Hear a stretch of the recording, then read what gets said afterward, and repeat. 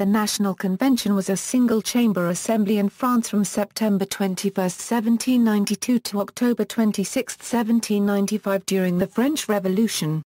It succeeded the Legislative Assembly and founded the First Republic after the insurrection of August 10, 1792. The Legislative Assembly decreed the provisional suspension of King Louis XVI and the convocation of a National Convention which should draw up a constitution. At the same time it was decided that deputies to the convention should be elected by all Frenchmen 25 years old or more, domiciled for a year and living by the product of their labor. The National Convention was therefore the first French assembly elected by universal male suffrage, without distinctions of class.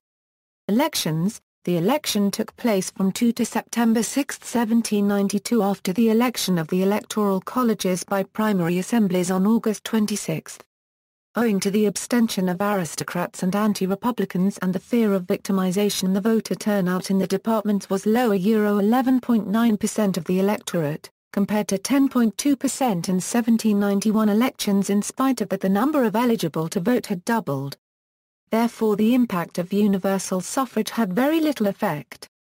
On the whole, the electorate returned the same sort of men that the active citizens had chosen in 1791. In the whole of France, only 11 primary assemblies wished for the retention of the monarchy. Of the electoral assemblies there was not one but tacitly voted for a republic, though only Paris used the word. Among chosen deputies there was not one who had stood for election as a royalist. Though only 1 million voters went to the polls, there is no good reason to doubt that they represented the will of the 5 million Frenchmen. Majorities begin revolutions. Minorities carry them on. The convention held its first sessions in a hall of the Treilery Palace, then it sat in the Salle du Monarque, and finally from May 10, 1793 in that of the Salle des Machines, an immense hall in which the deputies were but loosely scattered. This last hall had the galleries for the public, who often influenced the debate by interruptions or by applause. The members of the convention came from all classes of society, but the most numerous were lawyers. 75 members had sat in the National Constituent Assembly, 183 in the Legislative Assembly. The full number of deputies was 749, not counting 33 from the French colonies, of whom only some arrived in time to Paris. Besides these, however, the newly formed copyright departments annexed to France from 1792 to 1795 were allowed to send deputations. According to its own ruling, the convention elected its president every fortnight. He was eligible for re-election after the lapse of a fortnight. Ordinarily the sessions were held in the morning, but evening sessions also occurred frequently, often extending late into the night. Sometimes in exceptional circumstances the convention declared itself in permanent session and sat for several days without interruption. For both legislative and administrative the convention used committees, with powers more or less widely extended and regulated by successive laws. The most famous of these committees included the Committee of Public Safety and the Committee of General Security. The convention held legislative and executive powers during the first years of the French First Republic and had 3 distinct periods: Girondin, Montagnard or Jacobin and Thermidorian. Girondin Convention, at the abolition of the royalty is matter you cannot put off till tomorrow. The first session was held on September 20, 1792. The following day, amidst profound silence, the proposition was put to the Assembly, that royalty be abolished in France, and was carried with cheers. On the 22nd came the news of the Battle of Valmy. On the same day it was decreed that in future the acts of the Assembly shall be dated first year of the French Republic.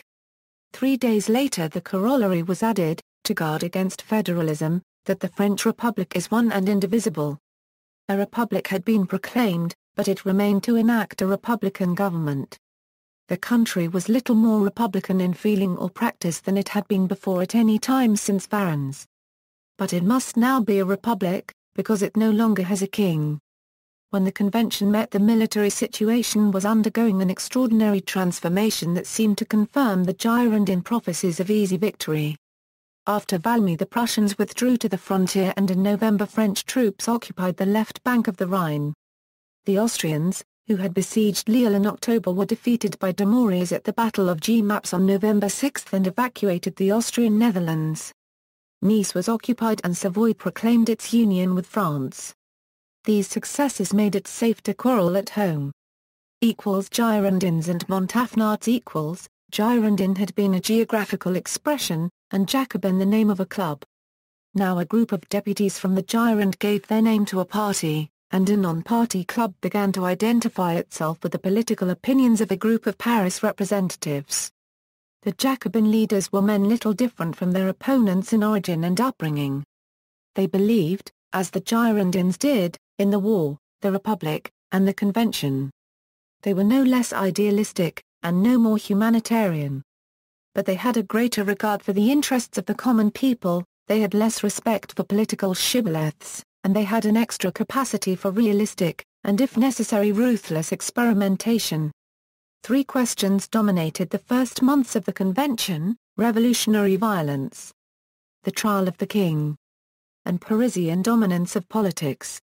Antagonism between Paris and the provinces created friction that served as a propaganda and combat weapon. The resistance of the departments to centralization was symbolized by the desire to reduce the capital of the revolution to its 1/83rd share of influence. Much of the Gironde wished to remove the assembly from a city dominated by agitators and flatterers of the people. It did not at the time encourage an aggressive federalism that would have run counter to its political ambitions. The trial of the king. A Louis must die so that the nation may live here. From the opening of the convention, the Girondins showed no inclination to bring the king to trial. They were more interested in discrediting Paris and its deputies. And their decision to hound the Jacobins was not merely a choice of priorities. They genuinely wanted to spare the king. But in reality the convention had to declare him guilty if it wanted to avoid damning August 10, 1792, its own existence, and the proclamation of the Republic. If the king is not guilty, then those who have dethroned him are as Robespierre has reminded on December 2. Once the convention recognized Louis's guilt, it could hardly refuse to pronounce the death penalty against a person who had summoned the aid of foreign powers and whom the sans-culottes considered responsible for the ambush at the Tuileries. The discovery of the iron chest in the Tuileries November 20, 1792 made the trial inevitable. Documents found in this secret chest proved without any doubt the treachery of Louis XVI. The trial began on December 10. The Montagnards put the debate on the ideological level. Louis XVI was classified as an enemy, alien to the body of the nation and as usurper. Balloting began on January 14, 1793. Each deputy explained his vote at the rostrum. The vote against the king was unanimous. There was to be no popular referendum as Girondins hoped. The fatal vote started on January 16, and continued until the next day. Of the 721 deputies present, 387 declared themselves for the death penalty, 334 were opposed. 26 deputies voted for death on condition that he was reprieved. On January 18 the question of reprieve was put to a vote, 380 votes were cast against. 310 for. Each time the Girondins had split. On the morning of January 21 the convention ordered the entire National Guard to line both sides of the route to the scaffold. Louis was beheaded at the Place de la Révolution. With few exceptions, the French people accepted the deed in silence, but it made a profound impression. Execution of the king aroused pity and exalted royalist convictions, yet it seems undeniable that monarchical sentiment was dealt a severe blow. A king had been put to death like any ordinary man. Royalty lost, never to recover, the supernatural quality that even the revolution had not yet eradicated. Within the nation, voters and appellants swore undying hatred of each other. Abroad, the rest of Europe decreed a war of extermination against regicides. The crisis and fall of the Gironde. The assembly began harmoniously enough, but within a few days the Girondins launched a bitter attack on their Montagnard opponents. Conflict continued without interruption until the expulsion of the Girondin leaders from the convention on June 2, 1793. The Girondins could at first rely on the votes of a majority of the deputies, many of whom were alarmed as well as scandalized by the September massacres. But their insistence on monopolizing all positions of authority and their attacks on the Montagnard leaders soon irritated men who regarded party as faction. One by one able deputies such as Couthon, Cambon, Carnot, Lindit and Berea began to gravitate towards the Montagnards, while the majority the plain, as it was called held itself aloof from both sides. Girondins were convinced that their opponents aspired to a bloody dictatorship, while the Montagnards believed that Girondins were ready for any compromise with conservatives, and even royalists, that would guarantee their remaining at power. The bitter enmity soon reduced the convention to a state of vociferous paralysis. Debate after debate degenerated into verbal brawl from which no decision emerged. The political deadlock, which had repercussions all over France, eventually drove men to accept dangerous allies, royalists in the case of Girondins, sans-culottes in that of the Montagnards. Thus the struggle within the convention continued without results. The decision was to come from outside. Ever since the king's trial, the sans-culottes had been constantly assailing the appealers, and quickly came to desire their expulsion from the convention. If this were achieved, the government could recover the energy to enable it to deal with the aristocratic plot by arresting suspects and establishing a revolutionary tribunal. Military setbacks from the First Coalition, Dumouriez's treason and the War of Vendée copyright which began in March 1793 were all used as arguments by Montagnards and sans-culottes to portray Girondins as soft and demand exceptional measures which Girondins were reluctant to adopt. The Girondins were forced to accept the creation of the Committee of Public Safety and Revolutionary Tribunal. Social and economic difficulties exacerbate tensions. The final showdown was precipitated by Jean-Paul Marat's trial and the arrest of sectional activists. On May 25 the Commune demanded that arrested patriots to be released. In reply, Isnard, who was presiding over the convention, launched into a bitter diatribe against Paris which was infuriatingly reminiscent of the Brunswick Manifesto. "If any attack made on the persons of the representatives of the nation, then I declare to you in the name of the whole country that Paris would be destroyed." On the next day the Jacobins declared themselves in a state of insurrection. On May 28 the Cite section called the other sections to a meeting in order to organize the insurrection. On May 29 the delegates representing 33 of the sections formed an insurrectionary committee of 9 members. On June 2, 80,000 armed sans-culottes surrounded the convention. After an attempt of deputies to exit collided with guns, the deputies resigned themselves to declare the arrest of 29 leading Girondins. In this way the Gironde ceased to be a political force. It had declared war without knowing how to conduct it. It had denounced the king but had shrunk from condemning him. It had contributed to the worsening of the economic crisis but had swept aside all the claims made by the popular movement. Montagnard Convention, a unité copyright, indivisibilité copyright de l'art copyright public. Liberté copyright, égalité copyright, fraternité copyright ou la morte. Scarcely had the Gironde been eliminated when the convention now under Montagnard leadership, found itself caught between two threats. For while forces of counter-revolution were gaining new impetus from the Federalist revolt, the popular movement, roused to fury by high prices, was increasing the pressure it exercised on the government. Meanwhile the government was proving incapable of controlling the situation.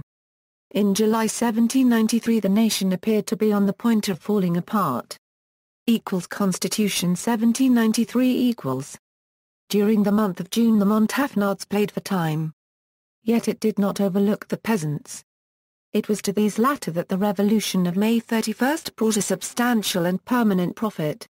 On June 3 the sale of the property of émigrés, in small parcels and payable in 10 years, was decreed. On the 10th, the optional division of common lands by head. And on July 17, the abolition, without compensation, of all that remained of manorial rights. The Montagnards attempted to reassure the middle classes by rejecting any idea of terror, by protecting property rights, and by restricting the popular movement to very narrowly circumscribed limits. It was a delicate balance to achieve, a balance that was destroyed in July by the worsening of the crisis. The convention rapidly approved the new constitution, hoping to clear itself of the charge of dictatorship and calm the anxieties of the dark copyright departments. The Declaration of Rights which precedes the text of the Constitution solemnly reaffirmed the nation's indivisibility and the great principles of freedom of the press, equality and resistance to oppression. It went far beyond the Declaration of 1789, adding to it the right to public assistance, work, education and insurrection. No man could impose his will on others.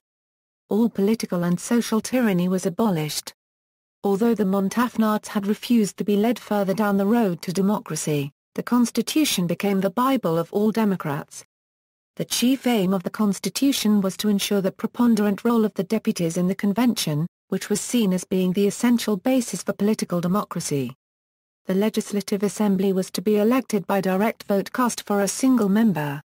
Deputies were elected on receiving a simple majority of the votes cast, and the Assembly would sit for 1 year.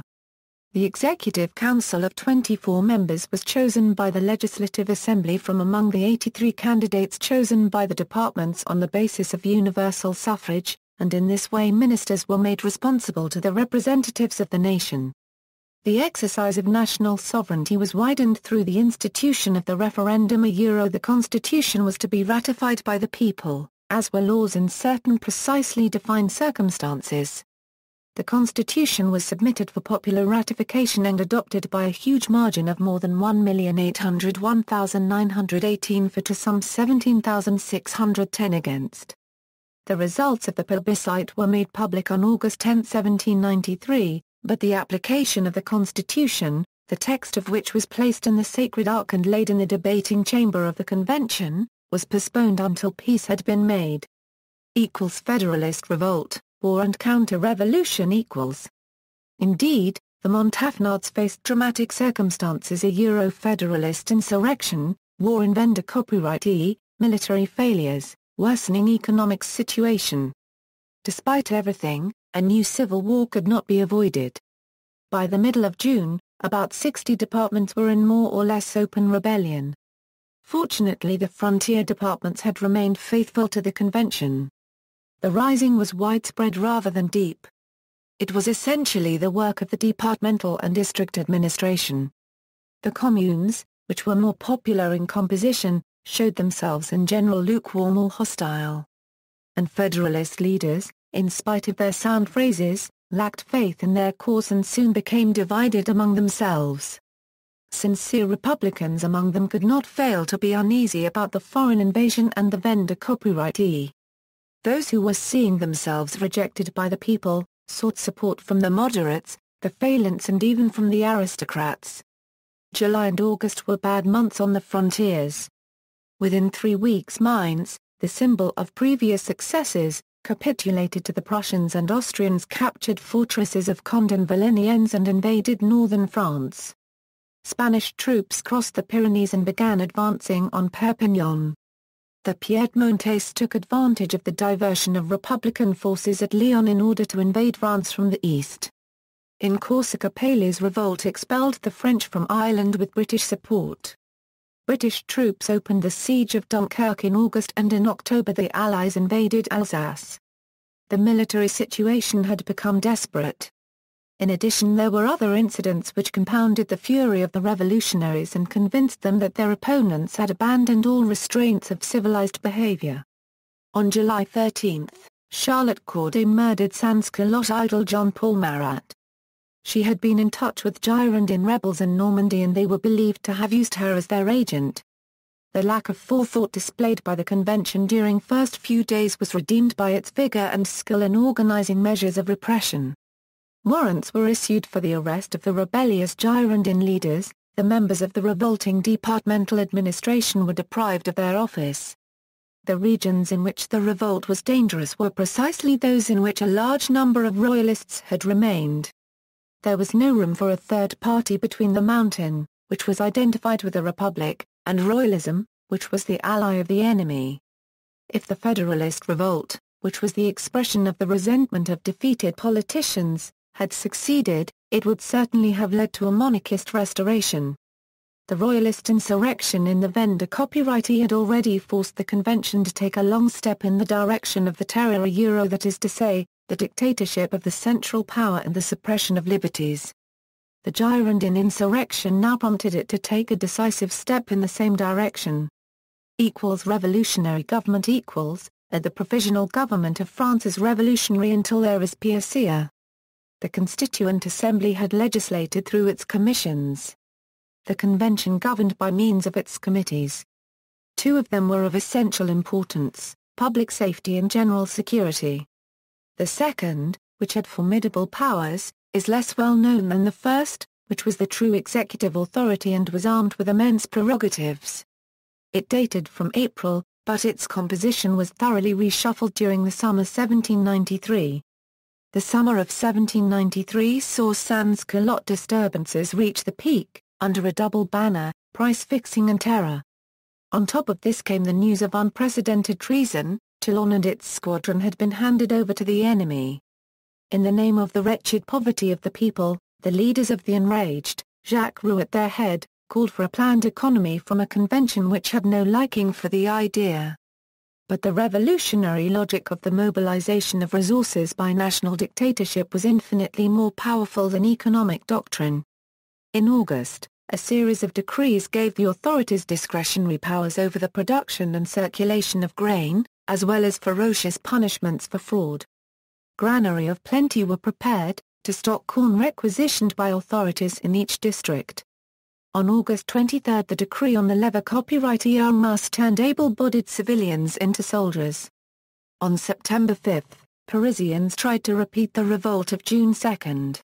Armed sections again encircled the convention to demand the setting up of an internal revolutionary army, the arrest of suspects and a purge of the committees. It was probably the key day in the formation of the revolutionary government. The convention yielded, but kept control of events. It put terror on the agenda on September 5, on 6th elected Culotte de Bois and Billald Varon to the Committee of Public Safety, on the 9th created the Revolutionary Army, on the 11th decreed the maximum for grain and fodder, on the 14th reorganized the Revolutionary Tribunal, on the 17th voted the law on suspects, and on the 20th gave the local revolutionary committees the task of drawing up lists of them. The dictatorship of the convention and the committees, simultaneously supported and controlled by the Parisian sections, representing the sovereign people in permanent session, lasted from June to September. It governed through a network of institutions set up haphazardly since spring. In March, the Revolutionary Tribunal and representatives on missions in the departments. Followed the next month by conventions representatives to the armies, also armed with unlimited powers. Enforce acceptance of assignat as the sole legal tender, price controls for grain and the forced loan of billion livres from the rich. At last France saw a government take shape. Danton resigned from it on July 10. Couthon, Saint-Just, Jean-Bon Saint-André, and Frieur of the Marne formed a nucleus of resolute Montagnards who rallied Barris and lined it, then successfully added Robespierre on July 27, Carnot and Frieur of Côte d'Or on August 14, and Culotte de Bois and Billald Varon on September 6. They had a few clear ideas to which they clung: to command, to fight, and to conquer. Their work in common, the danger, the taste of and pride in power created solidarity that made the committee an autonomous organism. The committee was always managed collegially, despite the specific nature of the tasks of each director. The division into politicians and technicians was a Thermidorian invention, intended to lay the corpses of the terror at the door of the Robespierreists alone. Many things, however, set the 12 committee members at loggerheads. Barris was more a man of the convention than of the committee, and was a link with the plain.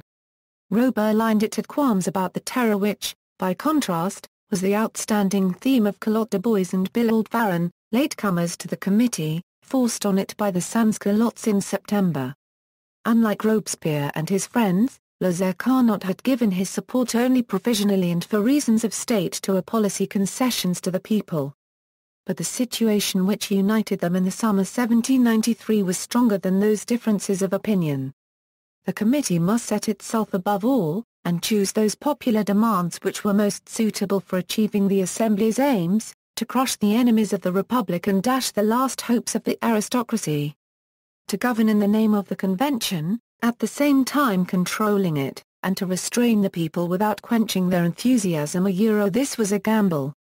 The Ensemble of Institutions, Measures and Procedures which constituted it was codified in a decree of 14 Frimaire which set the seal on what had been the gradual development of centralized dictatorship founded on the Terror.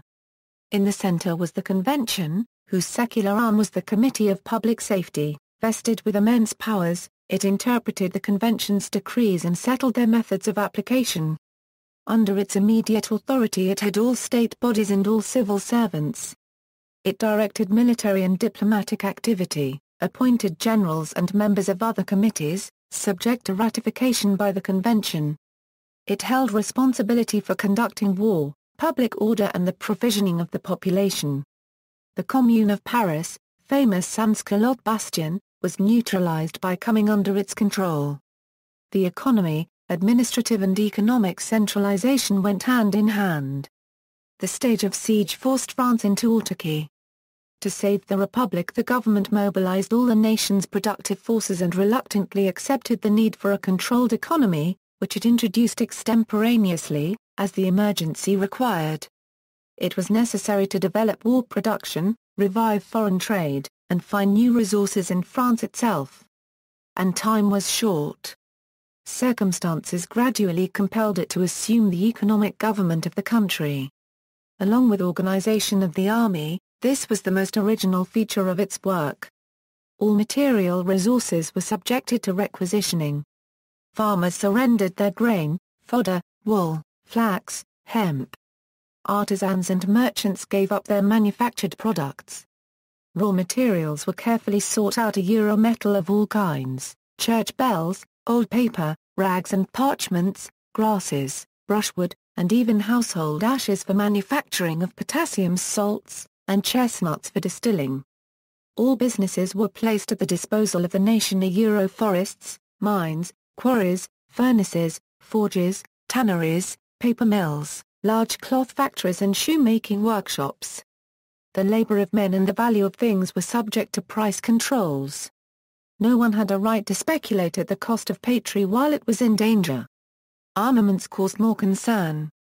As early as September 1793 efforts were made to create a large factory in Paris for rifles and sidearms.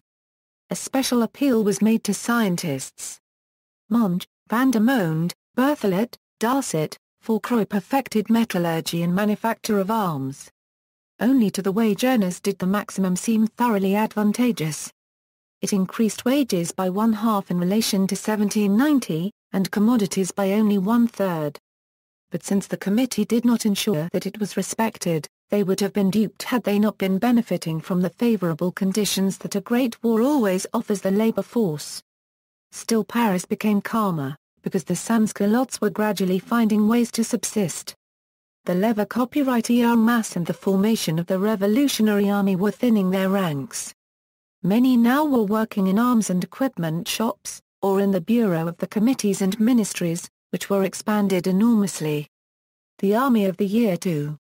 Surprise them like a flash of lightning and smash them like a thunderbolter. During the summer the requisition of the levy was completed and by July the total strength of the army reached 650,000.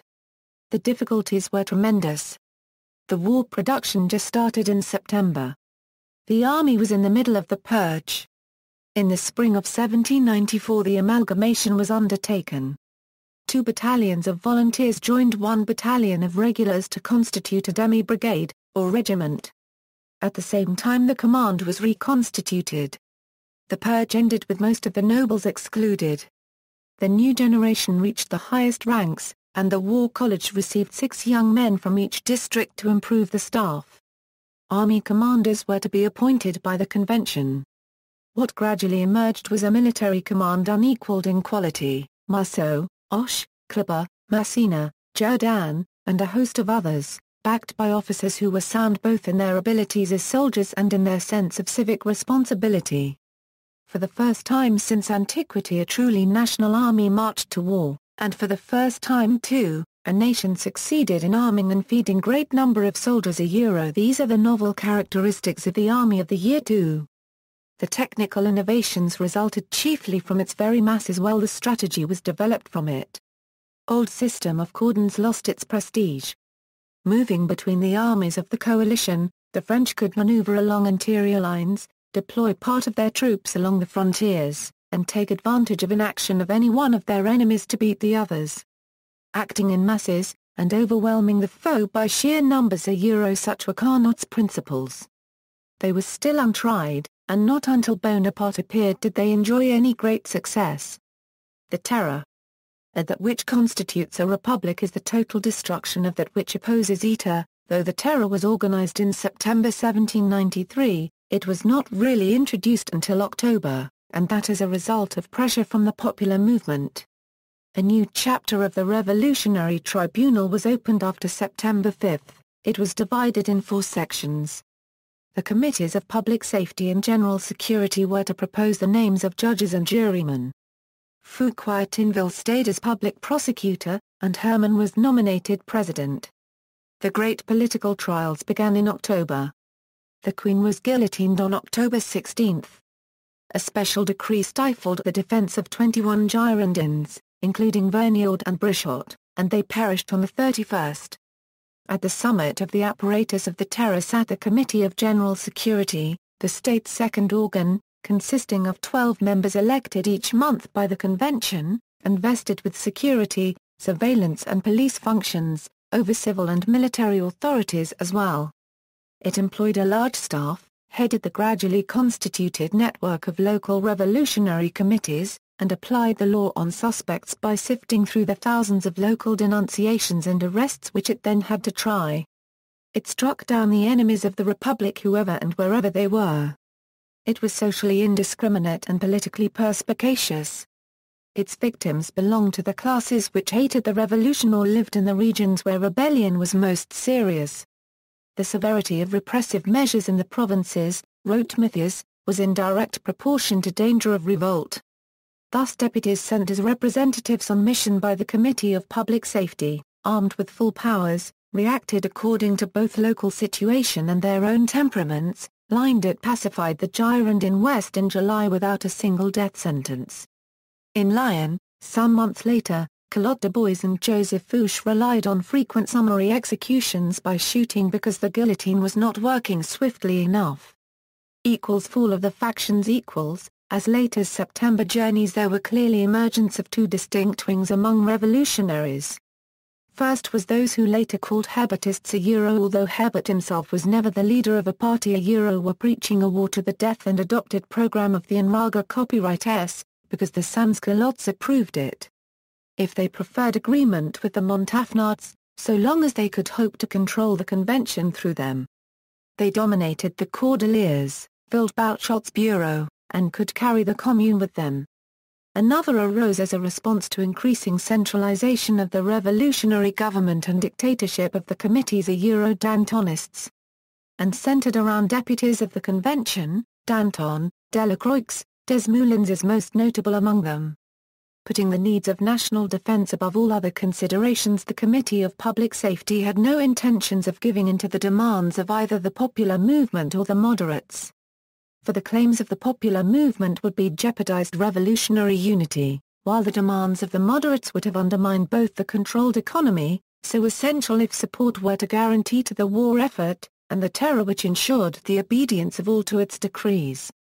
But how could they obtain a balance between the contradictory demands? The policy of revolutionary government was that of maintaining a position halfway between moderates and the extremists. But at the end of the winter 1793 the shortage of foodstuff took a sharp turn for the worse. The Hébertists incited sans-culottes to demand stringent measures, and at first the committee did prove conciliatory. The convention voted 10 million for relief, on 3 Ventosperia presented new general maximum, and on the 8th Saint-Just obtained a decree confiscating the property of suspects and distributing it among the needy. The Cordeliers Club felt that if it increased the pressure, it would triumph once and for all. It was talk of insurrection, though it was, probably, as a new demonstration like the one in September. but the committee decided on 22 ventos year 2 to have done with the Hebatists. To Hebert, Ronsin, Vincent, and Momoro it added the refugees Proli, Cloutes and Pereira, so as to present them as parties to the foreign plot. All were executed on 4 Germinal. Then the committee turned to the right, several members of which were implicated in financial corruption. The convention was bullied into lifting parliamentary immunity of 9 deputies. On April 5 Danton, Delacroix, Desmoulins, Filippo were executed. The trials of Germinal transformed the whole political situation. The sans-culottes were stunned by the Hebatists' execution. All their positions of influence fell one after another, the Revolutionary Army was disbanded, the inspectors of food hoarding were dismissed, Bouchot lost the War Office, the Cordeliers Club was reduced to frightened impotence and the government pressure brought about closing 39 popular societies. The Commune was purged and filled with committee nominees. With the execution of the Dantonists for the first time the majority of the Assembly went in terror of the government which it had created. By losing its source of power the committees found itself at the mercy of the Convention. Having compelled the Convention to deliver the Girondins and Dantonists, it believed it had a safe majority. It was wrong. The Convention never forgave it these sacrifices.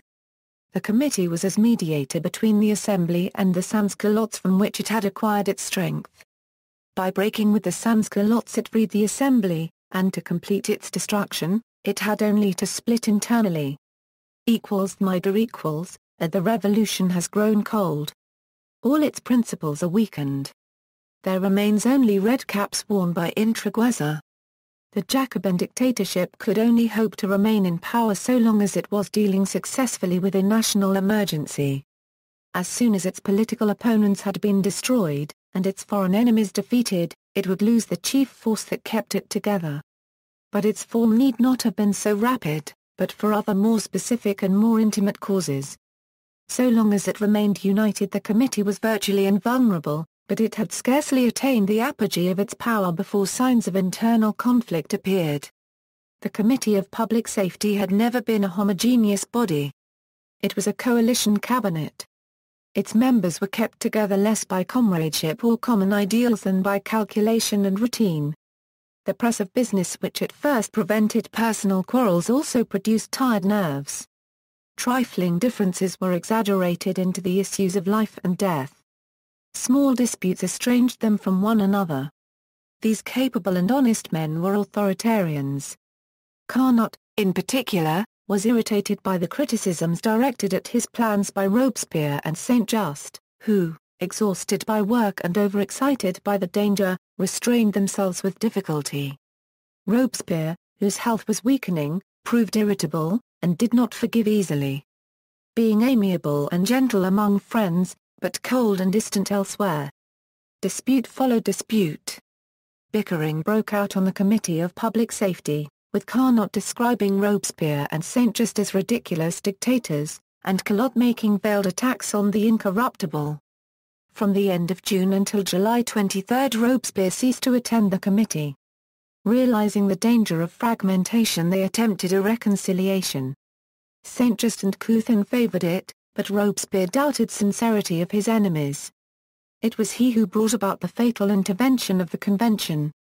On 8 May, year 2, he denounced his opponents, and demanded that unity of government be realized. When called upon to name those whom he was accusing, however, he refused. This failure destroyed him, for it was assumed that he was demanding a blank check. This night an uneasy alliance was formed from threatened deputies and members of the plain. On the next day, 9 May, Robespierre and his friends were not allowed to speak, and their indictment was decreed. The men of the extreme left played the leading roles, Billaud Varon, who attacked, and Culotte de Bois, who presided. On hearing the news the Paris Commune, loyal to the man who had inspired it, had called for an insurrection and released the arrested deputies in the evening and mobilized 2,000 or 3,000 militants. The night of 9/10 May was one of great confusions in Paris, as Commune and Assembly competed for the support of the sections and their troops. The convention proclaimed that the rebels were henceforth outlaws.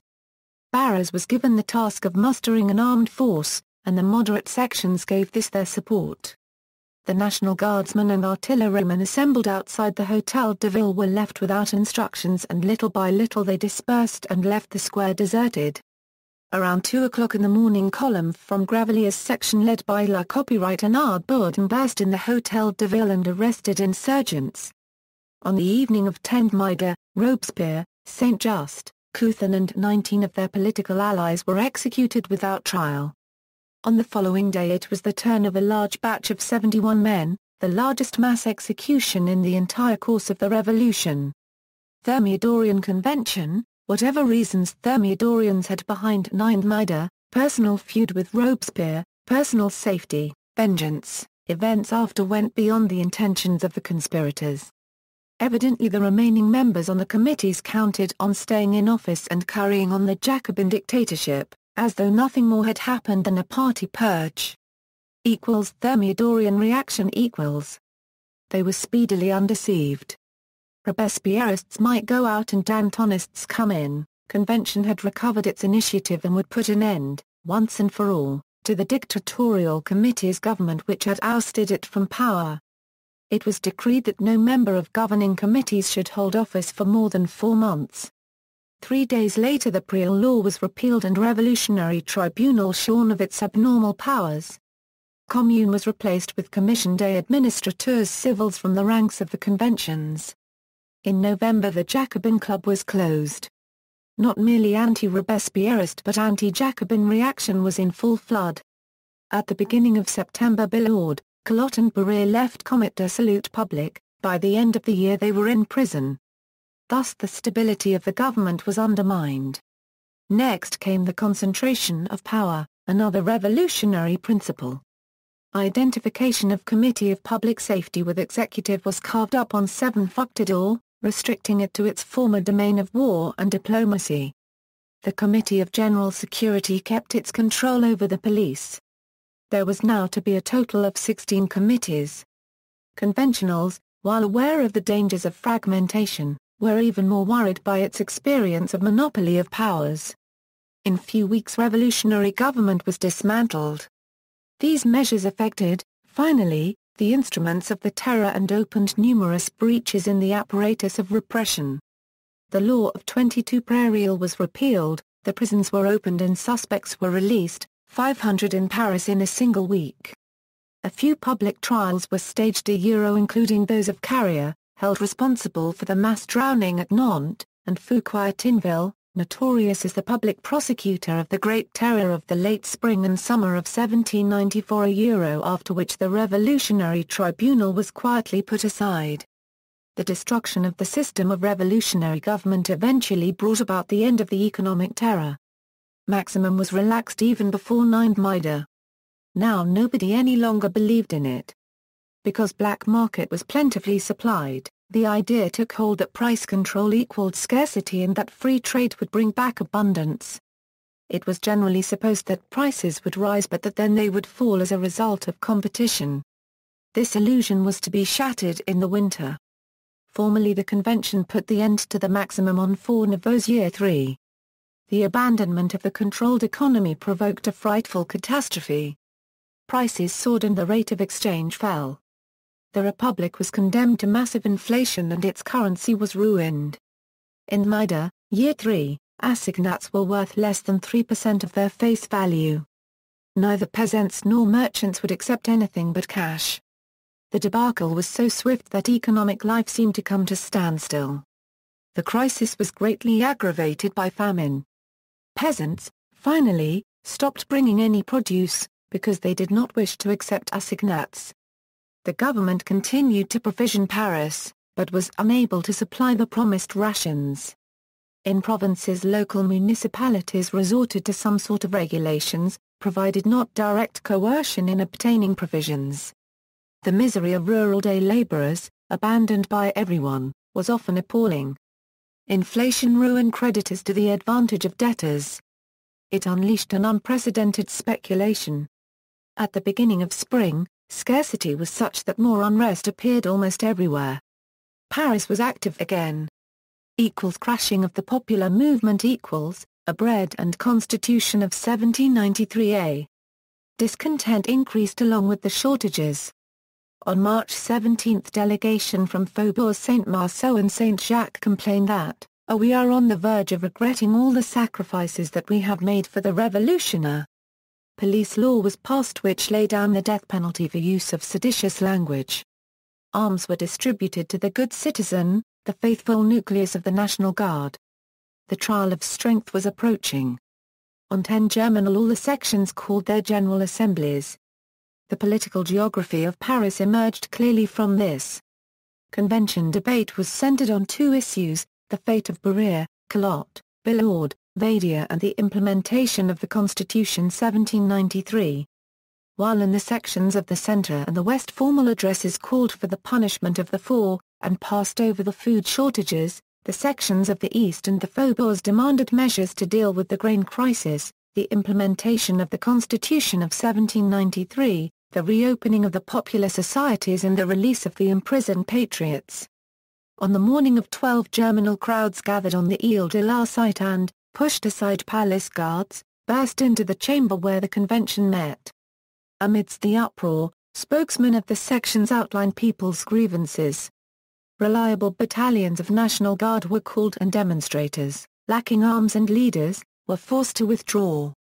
For the most people it was the Constitution of 1793 seen as liberating utopia which represented the solution to all evils. There were others who openly regretted the passing of the reign of Robespierre. But it was not the end. A new explosion was on the horizon. Insurrection was being openly prepared. On one prairial the tocsin sounded in the faubourgs Saint-Antoine and Marceau. The armed battalions arrived at Place du Carrousel and entered the sitting chamber. After an hour of uproar, L'Insurrection du People was read. In chaos, none of the ringleaders thought of implementing the key item of the program, the overthrow of the government. Remainder of the Montagnards, the crest, managed to obtain the passage of Favorably to rebels' decrees. But at 11:30 p.m. two armed columns entered the chamber and cleared out the rioters. Your next day insurgents repeated the same mistakes and after receiving promises from the deputies to take speedy measures against the famine, returned to the sections. On 3 April the government assembled loyal troops, chasseurs and dragoons, National Guardsmen, selected from those, who had fortune to preserve €20,000 men in all. Faubourg Saint-Antoine was surrounded and on 4 April surrendered and was disarmed. Uncertainty about how to react and hesitancy in action, lack of revolutionary leadership had doomed the popular movement to throw away its last chance in battle. 4 April Year 3 is one of the crucial dates of the revolutionary period. The people had ceased to be a political force, participants in history. They were now no more than victims or spectators. This is the date which should be taken as the end of the revolution. Its mainspring was now broken. Constitution 1795 a middle way between royalty and anarchy. The victors now could set up new constitution, the task National Convention was originally elected for. The Commission of 11 drafted a text which would reflect the new balance of forces. It was presented on 5 Messider and passed on August 22, 1795.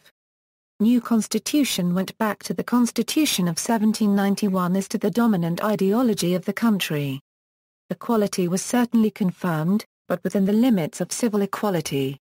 Numerous democratic rights of Constitution 1793 the right to work, to relief, to education were omitted. The convention wanted to define rights and simultaneously reject both the privilege of the old order and social leveling. The constitution went back to the distinction between active and passive citizen. Only citizen over 25 years old, disposing of an income of 200 days of work, were eligible to be electors. This electoral body, which held the real power, included 30,000 people, half as much as in 1791.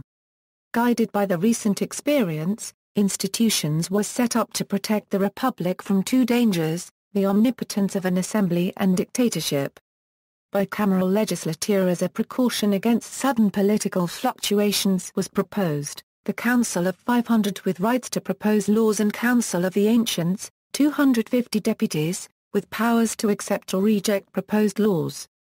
Executive power was to be shared between 5 directors chosen by the ancients from the list drawn by 500. One of the directors to renew each year with re-election after 5 years.